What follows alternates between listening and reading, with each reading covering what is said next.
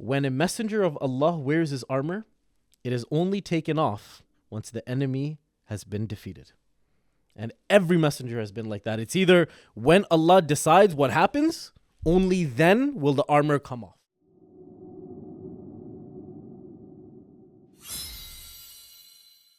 Assalamu alaikum wa rahmatullahi wa barakatuh. Welcome back to Tomorrow's Ummah podcast, where youth from the West discuss issues and learn about Islamic history. Today, I'm joined by Dr. Abdullah. Assalamu alaikum wa rahmatullah. Wa alaikum assalam wa rahmatullah. We haven't met since a whole year now. Since last year. That's a terrible joke. But last conversation we had was the Battle of Badr. Yeah. Everyone here is making fun of me. I think it's a great start. Yeah. We ended off in the Battle of Badr, which was the second Hijri. It was sort of a battle that separated truth from falsehood. It was something that set precedent for Muslims and generations to come for Islam. And today we want to sort of continue that conversation afterwards into the Battle of Uhud. Yep. And I think we sort of have to set, the context here, set the scenario. What led to the Battle of Uhud? What were the, contextual circumstances? Yep. And I think it was not too far off from what happened with the Battle of Badr. It was a build-up, right? So now we're sort of seeing that frustration of the Quraysh. We're seeing them realize the power of Islam, the power of Rasulullah sallallahu alaihi wasallam, the power of the companions. That the truth is starting to spread very quickly. And sort of now we're seeing this frustration from the side of Quraysh. Now, how does that lead to the Battle of Uhud is the real question, right? There's all these like back and forth. There may be skirmishes, but what really led to that Battle of Uhud? Well, what translated, obviously, the Quraysh were upset. Mm-hmm. Their morale hadn't really lost. And so when they get back to Makkah, they actually ban crying. There's no wailing, there's no screaming, there's no crying. We strategize and we get back to the Muslims. Yep. Now understand how the Battle of Badr started. It was that Abu Sufyan and his caravan had gone up to Sham. They had done their business. They were coming back. A lot of the things that were wrongfully stolen by the Muslims was what was being traded. So the leaders, Quraysh, yes. Yeah. So the Muslims were trying to retrieve their stolen goods that they had left when they had left and then migrated. It was turned into cash basically at the point, or quote unquote cash. And the Quraysh had earned 50,000 dinars by some estimations on that one caravan, one trade. Mm-hmm. 50 dinars is gold coins. 50,000 gold coins. That's today's probably tens of millions of dollars over one small transaction. Mm-hmm. So they get back and they get Abu Sufyan and they take him to someone's house. I forget the name. And at that house, they basically round up Abu Sufyan and say, listen, a lot of our leaders have been killed. Yep. You are our leader now. And we staked our neck to protect your profits.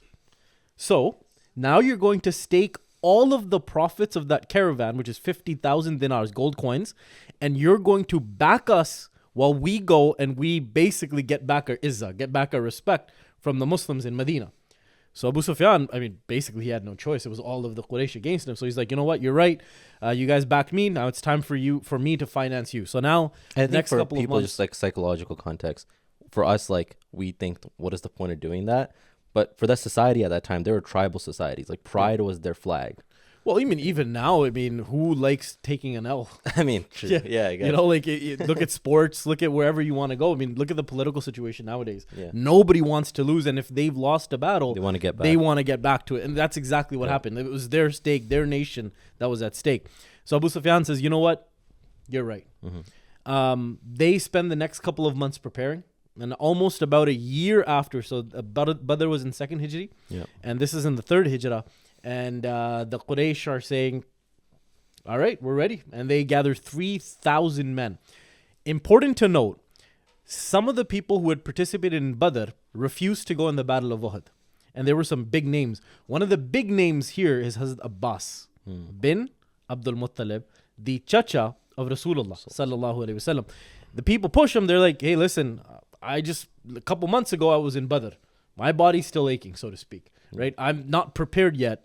My family's losses have been too great. I cannot just go there. Yep.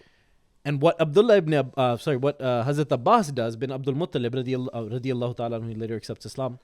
He writes a letter to Rasulullah. O Prophet of Allah, O nephew of mine, O Muhammad sallallahu alayhi wasallam, be prepared. The Quraysh are coming, 3,000 men with horses, with good weaponry. And these guys are a lot more prepared than they were in Badr. Remember, Badr was more of, what are the Muslims? This is now, okay, Muslims defeated us. We can't underestimate them. So they gather everything. They're going. At the same time, Rasulullah sallallahu alaihi wasallam in Medina is now saying, okay, he's received this letter. He puts out the notice. You know what? All right, let's get the tribes ready. And remember, the covenant of Medina was the Jewish people there and all the other various tribes that composed of Medina. Anybody that comes to harm Madinatul Munawwara, we must all band together regardless of creed, background, and religion. And we have to fight the oppressors or the people who are coming to attack Islam.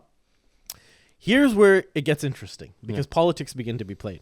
The people in Medina, especially the hypocrites and some of the older people, they say, we are now in a defensive stage.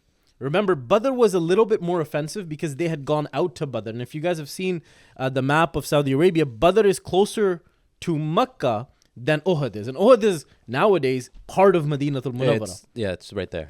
Right. Yeah. And if when you take they a car drive for context, I think it's like 7 minutes. Yeah, just about. And everyone basically does ziyarat of Uhud now. Yeah. So a lot of the old heads, so to speak, they say, you know what? We know our streets. We know our homes. Let's fortify our homes. Let them come to us. We will defend it. Yep. The Muhajirin especially, led by Hamza ibn Abdul Muttalib, he says, and again, both scenarios are brought in front of the chief, which is Rasulullah. And this sort of represents like the diplomacy of Rasulullah, or to say like how Rasulullah governed. Correct. Yeah. And he listened to both. Listen to every side. And Hamza ibn Abdul Muttalib is basically saying, listen, O Prophet, we're the fighters. Yep. We have the experience. What happens? Worst case scenario if we lose. Mm-hmm. Our homes, our children, our wives, our mothers, our sisters, they're at stake. We can't take that risk. Let's go out. Let's bring the offensive to them, even if we're more of a defensive stance this time. Yep. So what happens now is Rasulullah sallallahu alaihi wasallam, and this is really important to note, says, you know what? I like what Hamza ibn Abdul Muttalib and some of the Muhajirin, a few of the Ansar have suggested. We're going to march out and meet them in Uhud. They get ready. It's very important to note they leave with 1,000 people. And the reason I bring this up is when they get, and Rasulullah, by the way, day of Jummah, riveting speech. Mm-hmm. Don't worry for yourself. Everything that's written for you, you will obtain if it's written for you. Mm-hmm. And Allah is the best, and He actually gives a dua to everyone that you and I, anytime you're faced with any sort of calamity, any sort of burden that is too heavy for you to partake in or to overcome, Hasbunallahu wa ni'mal wakil. I put my faith in Allah, and Allah is the best disposer of affairs. And He taught that to all the Muslims, Hasbunallahu wa ni'mal wakil. So the Muslims, they march out. There is a hypocrite that a lot of people should know about. His name is Abdullah bin Ubay. He's a known hypocrite. Abdullah bin Ubay also collects his tribesmen, his people, and they kind of march out. They sleep. The next morning, Rasulullah sallallahu alaihi wasallam, early morning, begins to march towards Uhud. Abdullah bin Ubay and 300 people say, yeah, we marched up to here. We're not really leaving. And the Prophet goes, well, not the Prophet, but the people around him are saying, what do you mean? You're not. How can you turn back? We're about to go. There's 3,000 people coming to attack Medina, which is also your city. And now you're saying 300. We're already a third of their number. Yeah. And basically they're justifying, Abdullah bin Ubay and his followers kind of justify it by saying, well, we told you to fight in Medina. You didn't listen to us. Why should we listen to you? Yep. At which point, some of the Muslims now go to the Prophet and they say, now this is already civil kind of war, civil strife happening, and the battle hasn't even started. Yep. The Muslims go, oh Prophet, we got to tackle these guys now. There are 300 leaving out of 1,000. We'll have 700 people left. We still have 700. If you give the command now, we can at least attack these people and maybe divert some of them back to our forces. Yep. At which point, Allah subhanahu wa ta'ala reveals a very interesting ayah in the Quran to make the decision easy for Rasulullah sallallahu alayhi wasallam. Before we translate that, actually, there's a very interesting story here. The Prophet, when he's leaving Medina, wears his armor. Some of the older people, the wiser people, they come up to the Prophet and they say, oh Prophet, you've worn your armor. Take it off. We don't like it. We know Medina. Let us help you. Why do you have to go and risk your life? The Prophet says to the people who were there, who had gathered, when a messenger of Allah wears his armor, it is only taken off once the enemy has been defeated. And every messenger has been like that. It's either when Allah decides what happens, only then will the armor come off. SubhanAllah. So that's a very interesting story. So Abdullah bin Ubay leaves. I believe it's Surah 4, Ayah 88. I don't know if you have it open, if you want to kind of show it or translate the verse to see what Allah subhanahu wa ta'ala had sent for them. Yeah, Bismillah ar-Rahman ar-Rahim. O believers, why have you become two groups about the hypocrites, while Allah has made them return to disbelief for what they earned? Do you want to guide those whom Allah has led astray? And whomever Allah leads astray, you will never find a way of guidance for him. Sadaqallahu al-Alim. So that was a very clear-cut instruction from Allah. Leave Forget them alone. about them. Yeah, leave them alone. Let them be. Yeah, I'm the one who misguided them. Allah is the decider of affairs. So leave them. You at 700 are more than enough. Remember, it was 313 versus 1,000. Yep. So the odds then were about the same. About as the same, now. 1 to 3. So the Muslims get to Uhud. Very interesting now. The Prophet gets there first. So now he scouts. Now he's making a topographical, geographical map of Uhud. And what he decides to do is, if the mountainside is on this side, he places the army in front of it. So the Uhud is in front. Uhud is behind him. Behind him. Yeah. Uhud is in front. And the way Uhud is, it has hillocks. So it has like hills. And there is a particular hill on the left side of the Muslims that exposes their rear. So he sends about 50 people under the leadership of Abdullah ibn Jubair, radiyallahu ta'ala anhu al-Ansari. And he says, Abdullah ibn Jubair and you 50 warriors, no matter what happens, we win, we lose, we die, no matter what happens, you do not leave this station. Stay standing on that. Yes, Ya Rasulullah. They hear it. They get on the thing. The Quraysh do not leave your position even if you see birds eating from our bodies or we have defeated the enemy and taken their spoils. Exactly. So now the Quraysh, as they turn around, their backs are towards Medina. Yep. Their fronts are towards the Muslims. And I mean, this also shows, like, from a commander perspective, that Rasulullah sallallahu alaihi wasallam, the planning was, it was based on the geography, right? Yep. And that Uhud, which is considered, a heavenly, right, hill, a mountain, was on their back, and that there was basically only one entry point into Medina Munawwara, which was that little passageway where they were directing the army battle to happen. And those of you who may have read about old wars, it was people in platoons, little wings of I guess groups of soldiers, you could say. pretty much. And there was sort of 3 wings, and there was the left wing, which was situated on the hill of archers. Yep. Which Dr. Abdullah just mentioned, those 50 archers. And then there were soldiers placed in the middle and on the right wing, which had their back, I guess, against the Mount of Uhud. And this, I guess, is very interesting because people don't look at it from the perspective of, like, how was the planning done for Uhud, right? Because there was thinking of Rasulullah sallallahu alaihi wasallam of how to approach this, 1 to 3 odds, right? One man has to take 3 in this war. So it had to do a lot of planning and strategy. And subhanAllah, like, to think of Rasulullah sallallahu alaihi wasallam, that, and we're about to get into why those 50 archers were placed there and why Rasulullah sallallahu alaihi wasallam. Well, I mean, at this point, it's become, a living legend. Yeah, exactly. So to speak, about the role of those archers and what had happened. But before we get ahead of ourselves, the Muslims had some flag bearers. Yep. The Muhajirin, there were 1, and there were 2 on the side of the Ansar. Muhajirin by far was the biggest flag. And understand that at that time, the flag was basically, are you winning the war or are you losing? That was their radio signal. That was their telecommunications. If the flag was up, the commander is good. The army is good. We're stationed. Morale is good. You would put all your main troops around a flag bearer. And the flag bearer is going to be your strongest, more strategic, wise, powerful individual. And on this side, it's Mus'ab ibn Umair, radiyallahu ta'ala, who's going to come up huge in this war. Yep. And he's given the biggest. And the Ansar, they have 2 flags as well. They're a bit smaller. But basically, these are the 3 platoons of the Muslims, plus the archers at the back, who are now facing. The battle is about to begin. But remember, what happens in medieval, post-medieval era is there would be duels before there was an actual war. And Badr was exactly the same. This time the duel is a little bit different.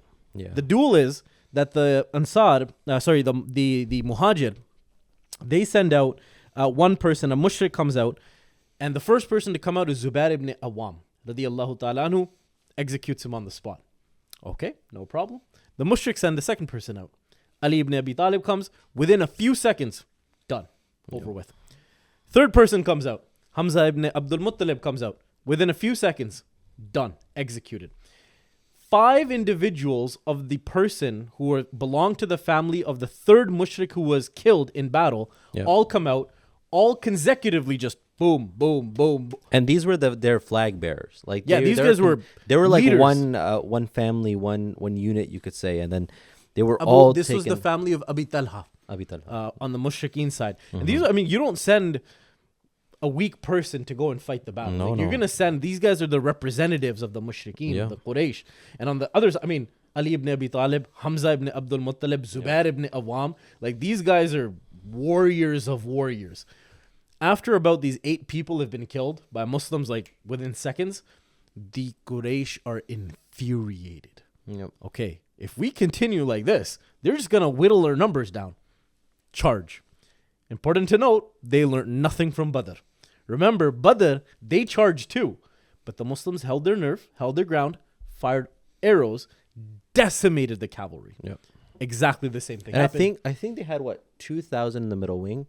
I think around 700 on the right wing. And then where Khalid ibn Walid was, there was around 300. Those were the elite cavalry. The cavalry that were sort of circling the mountain, that were trying to get They through the passageway. didn't engage in the active warfare yet. No, they didn't. The 2,000 basically was an all-out attack. Khalid ibn Walid was probably the only level-headed guy there. But the Mushrikeen, they're like, well, maybe I should keep something in reserve in case something happens. So strategically, he held back. He went in and out of the main war, but never really fully engaged. No. They go decimated, by the way. Like the reason he didn't engage was because of the archers that were on the hill. Correct. And the archers are kind of, dealing their damage. The main force is now fighting. And around this point, Rasulullah sallallahu alaihi wasallam puts his sword up.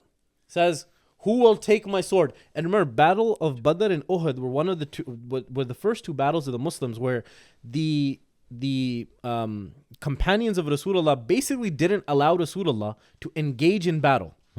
But this is about to change in Uhud.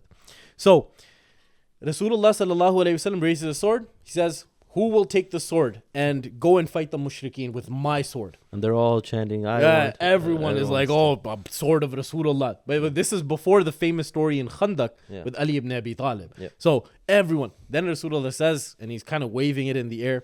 And he says, by the waving in the air, we forgot about the dream that Rasulullah saw, but we'll get to that as well. Yeah, we did. Waving it in the air, and he says, who will do haqq by this sword? 3 people are remain chanting, saying, yes, yes. Umar ibn al-Khattab, radiyallahu ta'ala anhu, Zubair ibn Awam, radiyallahu ta'ala anhu, by the way, cousins, and Abu Dujana, also cousins. So, Abu Dujana, Rasulullah says, Abu Dujana, come forward, take my sword. Abu Dujana is very interesting because he wore a turban with a red band around it. And he would always wear the band in times of warfare or when he's pissed off. Yeah, they would say it literally is in narrations that when he would be in fury of battle, you would see him tying his red band around his forehead. Like, all right, here it comes. It's about time that he's about to get into battle. Which kids nowadays, if you're looking for sort of that sort of I guess hero concept in a war, like this is someone who had that unique attribute. He was in fury when he would be wearing that red band. Basically, in today's, it's like when a wrestler comes out with music. This was his kind of like, all right, this is my coming out party. Be ready. So Zubair ibn Awam, very interestingly, says, why did Rasulullah select this guy? I'm the cousin of Rasulullah. I know Rasulullah knows me the most. I'm a warrior. Umar ibn Khattab, I understand. Like, I've seen this guy. He's a warrior. Abu Dujan, I've never heard of. What is this guy with the red band? What is this, a drama show, so to speak? So Abu Dujan, Zubair ibn Awam, he says during the battle, if he goes right, everyone on the right basically just fell. Goes on the left, everyone on the left just fell. And when he pushed forward, remember, the mushrikeen had a lot of women as well at the back, pushing the mushrikeen onwards. Oh, come on, you're no cowards. We're here. We're watching you. And if we go back home and we see that you're a coward, They we're would gonna make taunt it known. them. They would tell them that you go push. I mean, this was the way as a Quraysh. Morale, right? Morale. They were like ignorant people. They would do anything to sacrifice people to win the war. I mean, and psychologically, and at one point, like Abu Dujana reached a horse with a woman on it, yes, right? And he stopped his sword before striking. he was about to, And then he's like, "No, this is not haq by the sword of Rasul." At which point, Zubair ibn Awam is like, "He deserved that sword." But psychologically, I mean, even today's day and age, men, if they're around women and they're lifting weights, will lift more. So psychologically, it's proven. It's just the way chemistry is about men. Men want to show off. And the Quraysh used that. And Quraysh used that very well in the Battle of Uhud, by the way. They had drums, they had everything. But unfortunately, the Muslims have now reached the camps of the women. Yeah. So what the women do, they hightail it out of there. Yeah. The men are like, oh no, our camps are gone. That's where... So they hightail it out of there. And everyone's just being pushed back. Yeah. The Muslims start reaching down. And this is a very interesting segue, by the way, because Rasulullah had seen a dream before the Battle of Uhud. If you want to show our listeners. Yeah, I mean, in this dream, Rasulullah, this is a time of when the news of the Battle of Uhud is going to come. And in this dream, I guess a quick recap is that the shield, Rasulullah has a shield, and he strikes with his sword, but the sword is then broken. And then so not all of it, just the tip of it. The tip of it is shattered. Yeah. And I believe 2 goats are also sacrificed in this dream as well. And there are many, I guess, narrations on what this dream translates to. And it's actually very interesting because Rasulullah had knowledge of this dream before coming to the companions to make a decision. And I think we'll get into the meaning of this dream in a second, but knowing this dream, Rasulullah did not present it to the companions to first hear their cause, to hear what they would say. And sort of in this dream, the sacrificing of the goats was a symbol of companions being, martyred in this battle. And then the sword, I believe, correct me if I'm wrong, is the martyrdom of the beloved uncle Rasulullah. Well, some people symbolize it or signify it like that. Other people say that because the tip of the sword was broken, Rasulullah basically, the tashri of the dream was simply that the Muslims will face some sort of, not impending loss, not dooming loss, but sort of a little bit of a loss. And the shield was the protection of Madinah Munawwara. Yeah, and the second time when Rasulullah basically did this with the sword came back intact. Yeah. So that reassured him that even if they face some sort of a setback, the Muslims will be back. And I'm sure you all can find the narration more accuracy. Yeah. But this is just, I guess, a short revision of it. And I guess to repeat that Rasulullah was in knowledge of this dream when, talking and bringing to counsel the companions and having a conversation of this. And it sort of shows like the importance that Rasulullah put into his diplomacy and the governance of the people and hearing from his beloved companions as well. Very true. That with the knowledge of it, it is important to consult the people's feelings, the people's thoughts. SubhanAllah, which is so beautiful that not a single leader would do that today. Well, yeah, I mean, it depends on the leader, right? 100%. But getting back to the battle, there is a very interesting individual in this battle, by the way, who's there not for the purposes of war. He's there for the purposes of assassination. Yep. Muslims are winning, and his name is Wahshi. Yep. Later on accepts Islam. By the way, he's been ordered by his master, who also later accepted Islam, that I will set you free if you assassinate, murder, na'udhu astaghfirullah, give martyrdom to Hamza ibn Abdul Muttalib, you will be free. So Wahshi says, all I have with me is a spear. And he says, first I want to challenge him. And by the way, this is in Bukhari. The martyrdom of Hamza ibn Abdul Muttalib is such an important chapter in Islamic history that Bukhari gave an entire chapter just for that martyrdom. And many tabi'een, they would go to Wahshi, who later settled in Sham, and they would ask the story. Wahshi, what happened? And he says, I would look upon Hamza ibn Abdul Muttalib, and it was the face of a lion. I thought I'd attack him from the front. No opening. Left, no opening. Right, no opening. Behind, no opening. I would get close and I would feel like Hamza's eyes are everywhere. So he says, I decide that I'm going to hide behind a small little rock, get my spear ready. And as soon as I see Hamza, that's it. That's the only way to get him. And he saw Hamza, took that opportunity, pierced him through the navel, basically pierced right through his abdomen on the other side. And so one of the greatest leaders, the uncle of Rasulullah, also the individual who drank milk with Rasulullah. So they were very close to age. Yep. Sallallahu alaihi wasallam. One of the very earliest Muslims met his martyrdom on the plains of Uhud. As soon as that's, by the way, done, Muslims are still winning. But now, what happens? And we'll, at some point, if we have time today, if not, but the story of Vahshi accepting Islam is also very interesting, by the way. But we'll, again, topic for today is Uhud, so we won't kind of go that way. The Muslims, there's 50 now on top of that hillock, top of the little hill on Uhud. They see that the Muslims are winning. Yep. So about 40 or so. I mean, the narrations are kind of weak. Muslims have started pillaging already, basically. Yeah. I mean, pillaging, not the right word. They have started to take the bounty of the war. And some of them, the thinking is, we're not going to leave it in the middle of warfare. We're just going to move it to the side, so we know where it is. I mean, we're still chasing after them, but we don't want this to go to waste. Yeah. Well, I'll just move it to the side. Yeah. This kind of thinking exists today too. I'm still going to give charity. I just don't want to give the best of charity. And I guess just for context here, like, Muslims are permitted to take bounty of war, right? Oh, yes, most certainly. And so they were, I guess in their mind, some of them were thinking that this is my bounty. I've fulfilled, completed a war. I deserve it. I deserve this, right? And now that the Muslims are on, I guess, the winning side, the more and more people or the companions are now thinking that we should begin to take some of this and bring it aside.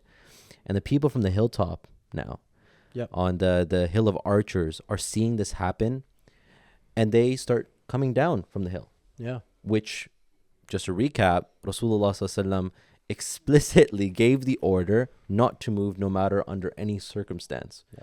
And I think in some narration, so there are 50, around 40 come down. Yep. Right? And they all come down from the hill. Weak narrations, but a majority of them. Majority of them come down from the hill, and they start, taking the loot and moving it aside. And this is where, I guess, the strategist, the military mind of Khalid ibn Walid sort of triggers, because he's on a back foot. He's looking. Understand that maybe if they come down a few minutes later, Khalid ibn Walid is already on the other side of Mount Uhud, and he never sees it. Yep. And history might be a little different. Right? 100%. But that's not what happens in war. Every minute, second counts. Khalid ibn Walid sees. Archers are gone. Comes in with Abdullah ibn Jubair al-Ansari radiyallahu ta'ala. May Allah grant all of them the highest levels in Jannah. They were amazing warriors, amazing men. Comes, just decimates, martyrs all 10 or whatever remaining number. Goes behind. Now there's 300 or so cavalry. Squishes the Muslims. Yep. Muslims are now being front side. As soon as, the flag of Khalid ibn Walid, people running away are not dumb. Like the mushrikeen, they say, oh, wait a second, that's our flag. And that's when they turn around. They're like, wait a second, we got them. So they then kind of rout themselves, and they also push on the Muslims. And the Muslims are now, their back is to Mount Uhud. Not yet. Basically, so Mount Uhud is here. The hillock is here. Muslims are kind of being squished in the middle. Yeah. So they are trying to make their way towards Uhud, because that's the only safe haven they see. Front, warriors. Yep. Behind, warriors. Left, warriors. And they have one goal, and that is to get to Rasulullah. Save him. Yeah. Unfortunately, around this time, Musab ibn Umair basically just gets bombarded. And just for context here, I think a lot of people don't know, like Musab ibn Umair radiyallahu anhu has an amazing story of his own. Yes. That we can talk about, and that he was sent, I guess, on the first hijrah, which was to Abyssinia. He has, subhanAllah, a very beautiful story where he came from, I guess, a wealthy family. And when the companions then saw him in the state that he was of humility and love for Rasulullah sallallahu alaihi wasallam, love for Allah subhanahu wa ta'ala, he was like in a state of rags. So he's like, he went from riches to rags. Yeah. That's how beautiful a personality he was. And as he was a flag bearer, they narrate that when he saw that the mushrikeen were going for Rasulullah sallallahu alaihi wasallam and that they were making pace towards Rasulullah sallallahu alaihi wasallam, he took the flag and he raised it with his right arm and started chanting and bringing them to him, sort of taunting them, bringing them so that the attention of those soldiers would be brought to him. And he would be raising his right arm. And this is where, he is then martyred. But there are some amazing things that happen along the way. He raises the flag with his right arm. They slash it down His arm is slashed. He can't lift the flag with his right arm. He grabs it with his left arm. He raises it, and they slash his left arm. He can't use his arms anymore. He picks it up with the middle of his arms with his chest. Stubs. With Now, the stubs if anybody of his has hands. ever gotten a wound and try putting something, the pain. I mean, I don't know if it was adrenaline. What drove these people? Love of Rasulullah Sallallahu Alaihi Wasallam. I mean, amazing. SubhanAllah. Eventually, obviously, he's martyred. And then he carries it with the stubs of his hand, and that is when he is then martyred. Basically, a whisper begins to grow. Muhammad has fallen. Muhammad has fallen. And actually, a beautiful narration in this, and that Musab bin Umair radiallahu anhu was such a beautiful soul that in some narrations they see like the manifestation of an angel come into place of Musab ibn Umair radiallahu anhu, and he's carrying the flag. And then Rasulullah sallallahu alaihi wasallam from behind is telling him, Musab, go. And the angel turns around and says, I am not Musab. Yeah. That shows the pure and the pureness of his soul, the pureness of the cause, and the love for Allah subhanahu wa ta'ala, the love for Rasulullah sallallahu alaihi wasallam. And because people question where were the angels on this battlefield, right? Oh, they were there. They were there. Sa'd ibn Abi Waqqas radiallahu ta'ala anhu, he said, Ya Rasulullah, I noticed two people in white that I've never seen before. Who are they? Prophet said, oh, that was Jibreel and Mikail. Why did the Muslims...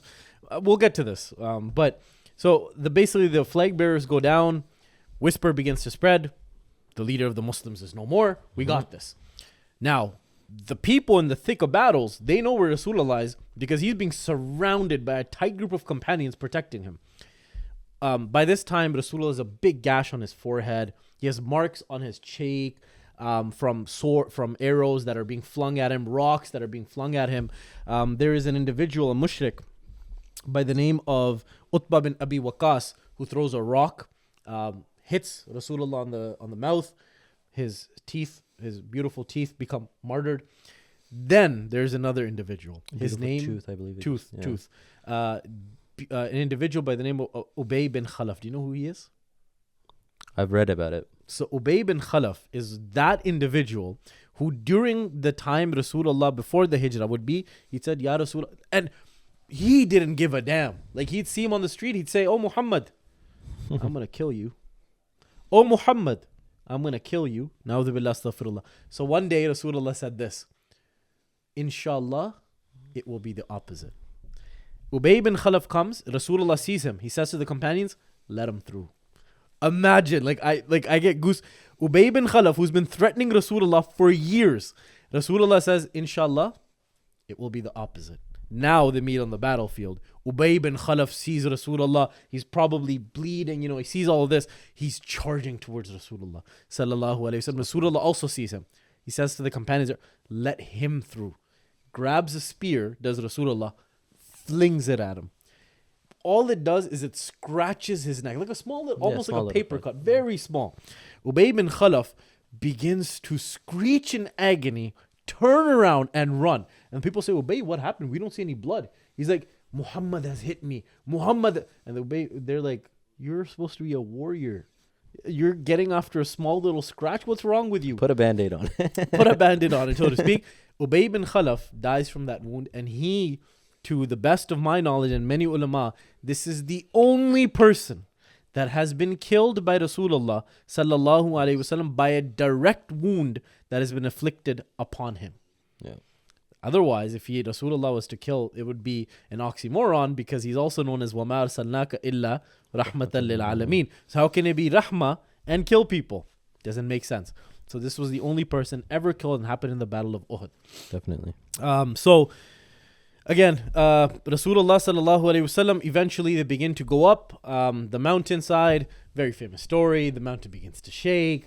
Rasulullah, kind of stomps on it and says, "O mountain of Uhud, settle down. There's a Rasul, a Siddiq, and a Shaheed.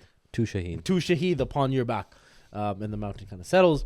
Rasulullah goes up. By this time, and who was Rasulullah sallallahu alaihi wasallam with the Khulafai Rashidin? Khulafai Rashidin, basically, yeah. So as he's going up, Abu Sufyan, he kind of sees the Muslims running. He kind of sees Rasulullah and he says, a day for a day.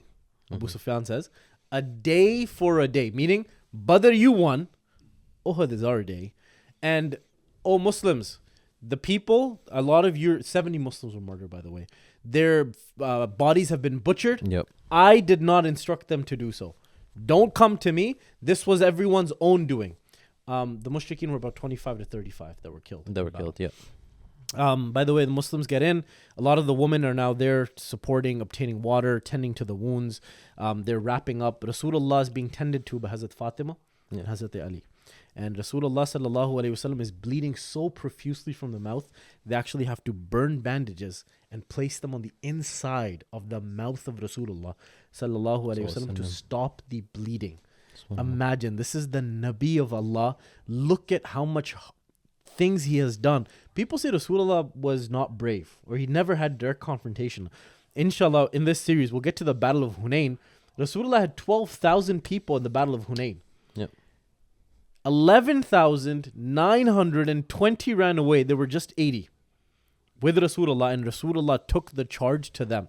And, you know, Ana Nabiyyu la kadhib, Ana Abnu Abdul Muttalib was the chant of Rasulullah at that time. I am not a liar. I am the son of Abdul Muttalib. So again, we'll get to that. But Rasulullah sallallahu alayhi wasallam, mashallah, the greatest teacher, the greatest Nabi, the greatest mujahid, the greatest warrior, the greatest diplomat, the greatest commander. Not enough can be said. And again, the story of Veshi, I think we gotta touch on it and before we kind of wrap this up. But Veshi comes after the conquest of Makkah. He runs to Taif. Yep. And Rasulullah says he's one of those people, if you catch him, you can kill him. Yep. The wound. And when they get back to Medina, Rasulullah says every house in Medina has suffered a casualty. Everyone is crying. Rasulullah says, oh, there's no one to cry for Hamza today. There's no one. So the wound in Rasulullah is so rich, so deep. And that he said that, I guess I might be jumping the gun a little, but Wahshi does eventually come around. And he has this sort of changing of character that he wants to accept Islam. Well, understand, Veshi is a very interesting character because he never really did it out of spite. He just did it for his freedom. Right? And that was that's what he saw as his only way out. And actually, some people don't know, but he was a slave along with Hazrat Bilal. Yes. Radiallahu anhu. Yeah. Right? And so he sort of saw Hazrat Bilal radiallahu anhu being, freed, you can say, by Hazrat Abu Bakr as-Siddiq radiallahu anhu. And he's thinking now, like, what is happening here? And he's looking for his way out. But he's also very scared because the blood of Veshi is halal. Wherever you see him, kill him. He's the killer of Hamza, Asadullah, Sayyidu Shuhada. So people say, you know what? This is Rahmatul Alameen. Go.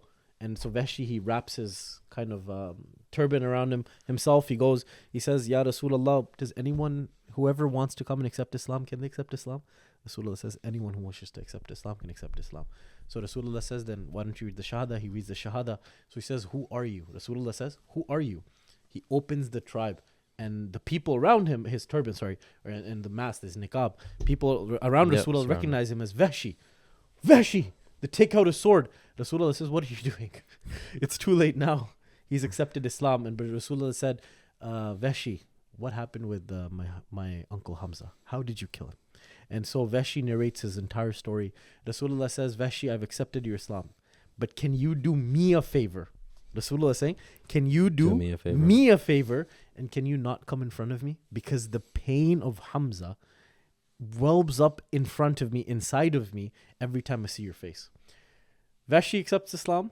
The master who perpetrated and who kind of organized the martyrdom of Hamza accepts Islam. Hinda, the wife of Abu Sufyan, who ate the kaleja of Hazrat Hamza, accepts Islam. All of them are forgiven by Rasulullah sallallahu alaihi wasallam. Rahmatan lil alameen. Another story, a lesson from the Battle of Uhud. And so, you can't really say that the Muslims lost and the Quraysh won. The Mushrikeen won, because if the Mushrikeen had won, they would have invaded Medina. Yep. It's more of a stalemate at this point. Abu Sufyan did kind of make that statement a day for a day to kind of make people it make an argument like the battle was sort of won, but at the end of the day, the war wasn't. I mean, the commanders were still there. It's not like Battle of Badr. Like these guys, the Muslims didn't really fled. They just fled, and the Mushrikeen had their own losses. They had brought a lot of warriors, a lot of jewelry, and much of that was lost as well. So the Mushrikeen are like, we're gonna come back. And Abu Sufyan, when he said a day for a day, he said, we will be back. Yeah. Don't you worry. A year from now, we're gonna be back. And so, we'll get to that stage next year. And how the Muslims next defended. podcast. The Muslims defended. There's a lot of, subhanAllah, so many amazing stories I think we didn't even get to, Yeah. such as Hazrat Nusayba radiallahu anha, the amazing female warrior that protected Rasulullah sallallahu alaihi wasallam on the battlefield when there were just 20 companions left climbing with the back against Uhud. Yep. And subhanAllah, there were just so many companions that we can narrate from who during this time, covered themselves as they were basically being darted, like with arrows and spears. Talha bin Ubaidullah, Rasulullah says it would be no stretch to say this was the day of Talha bin Ubaidullah. Yeah. He was one of the warriors running around Rasulullah, basically just any sword, any spear, he just put his body up. Like, touch me, don't Said, touch lower your Rasulullah. head so that you are not hurt by darts. I am ready to sacrifice my life for you. Yeah. And he used his hands as a barrier to protect Rasulullah sallallahu alaihi wasallam from arrows and spears, and his hands were paralyzed. Remember that lady before the battle, she begged Bilal, I want to see Rasulullah, I want to see Rasulullah. Rasulullah comes out, he says, oh lady, why are you making such a noise? And she has a small baby, 2-3 years old, and she says, my father, my husband, and my brother were all martyred in Badr. All I have left is the son. Take him with you for the Battle of Uhud. Rasulullah is like, what am I going to do with the baby? Ya Rasulullah, use him as a shield so that no harm is put. This was the jazba. Obviously, Rasulullah never took him, but this was the jazba of the people of that time. SubhanAllah. I think we can sort of take a lot of lessons from the Battle of Uhud. And you can take lessons from the individual stories of the companions and how, the companions, the battles on the hill of archers, those who stayed loyal to the command of Rasulullah sallallahu alaihi wasallam, those who disobeyed the command of Rasulullah sallallahu alaihi wasallam, or those who followed riches, disobeying the command of Rasulullah sallallahu alaihi wasallam, the hukam given to them to stay on the hill, to make sure they do not move, but instead they chase something that is material. And Allah kind of summarized this in the Quran. Allah subhanahu wa ta'ala in Surah Al Imran, ayah 152, He says, وَلَقَدْ صَدَقَكُمُ اللَّهُ وَعْدَهُ إِذْ تَحُسُّونَهُم بِإِذْنِهِ. And He says, indeed, Allah fulfilled His promise to you when you initially swept them away by His will. Then your courage weakened and you disputed about the command and disobeyed after Allah had brought victory within your reach. Some of you were after worldly gain, while others desired a heavenly reward. He denied you victory over them as a test. SubhanAllah. He has pardoned you, and Allah is the gracious of the believers. And it's so beautiful that in every single one of these battles, or even circumstances within the battles, we're sort of differentiating falsehood from truth, right? And that those who remain true to and conviction to their nearness to Allah subhanahu wa ta'ala and their love for Rasulullah sallallahu alaihi wasallam, they are the ones who are praised, right? And it's beautiful because now that a lot of companions feel sort of defeated after, right? They have that sense of sadness after the Battle of Uhud. Allah subhanahu wa ta'ala narrates in Al Imran a few verses back in 139 and 141, Bismillah ar-Rahman ar-Rahim, and do not lose heart or feel grieved, and it is you who will be victorious provided you maintain perfect faith. If you received a blow, now then remember that they too received a similar blow already. These are the days which we rotate amongst people, and these ups and downs occur so that Allah may distinguish the identity of true believers and bestow upon some of you the status of martyrs. And Allah does not like the wrongdoers. And this is also with intention that Allah may bring more refinement to the believers, cleanse and purify them, and annihilate the disbelievers. Sadaqallahu al-Azim. And what more needs to be said? And it did that. And you can see it did that on the side of the Quraysh as well. That those who sort of saw the truth that day. And then we're going to get to the future battles and the future podcasts and how that mentally affected the people of Quraysh. And how they sort of had this mental changing. And I think we should definitely have a conversation in these future podcasts that, people say that, oh, you Muslims say that Islam is a religion of peace. You have battles in your history. Right? It's just a fair. I mean, every religion does. Every you can't get away from that. Can't get away from it, but I think we will definitely discuss in this future podcast of the context of these battles and sort of what were the circumstances. Well, we're kind of discussing the context. Remember, Battle of Badr that's our belongings. Don't take our belongings from us. Uhud they're coming to attack us. We got to defend. Yep. The next battle is going to be similar. Inshallah. We'll definitely build the context for future ones. Anything else to add? No, mashallah. I mean, Battle of Badr, we went through Battle of Uhud. I mean, and this is a very holistic approach. As Ali, you mentioned, if you go into detail, it's an hour long. I mean, you go on YouTube, you search a Battle of Uhud. Everyone has their own kind of interpretation. Everyone brings out different hadiths. All of them sahih, most of them sahih. So take it as you will, but it's very important to know our history, to be better Muslims, to learn from our history, and to understand the context in which the Quran was revealed, so we can learn properly the lessons that are supposed to be learned from the Quran. SubhanAllah. And I think just using those lessons in our daily life here, it matters, right? Because now we're sort of, you don't realize it in your day-to-day, you're in your own battle. In your day-to-day, you're being tested whether you should fall for, your desires or whatever it is that your mind is telling you it's frankly not good for you, right? And then on the other side, flip side, doing things that connect you with Allah subhanahu wa ta'ala, deep, strengthening your conviction and learning and reading from these stories of the companions and how they had or were given the beautiful opportunity to be in the presence of Rasulullah. Yeah. These were the selected, chosen people who learned and saw Rasulullah and gazed upon the beauty of Rasulullah. And we should definitely learn from their stories.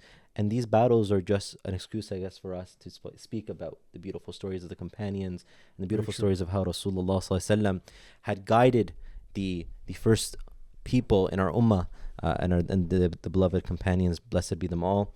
Thank you so much for tuning in. Inshallah, catch you all in our next episode. Assalamu alaikum wa rahmatullah.